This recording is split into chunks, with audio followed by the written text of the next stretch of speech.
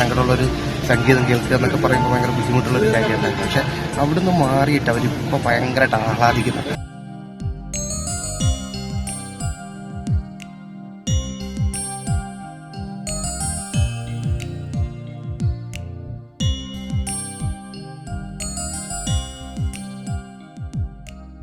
ചേന്നരാമേ, എനിക്ക് വെള്ളമില്ലേ?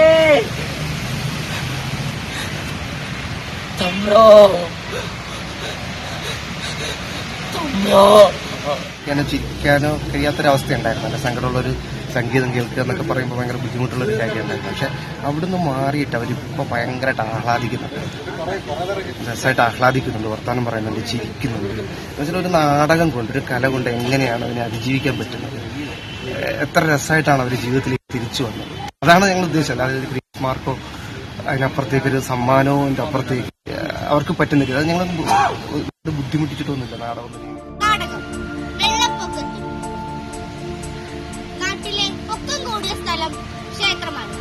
അവിടെ ഭഗവാൻ കഴുത്തൊപ്പം വെള്ളത്തിൽ മുങ്ങി നിൽക്കുന്നു. വെള്ളം, സർവത്ര ജലം.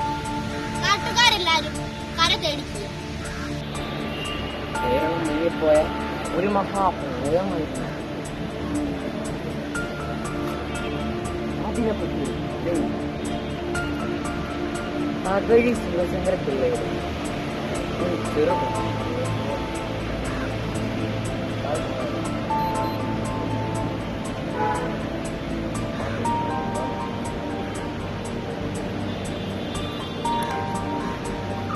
വെള്ളപ്പൊക്കത്തിൽ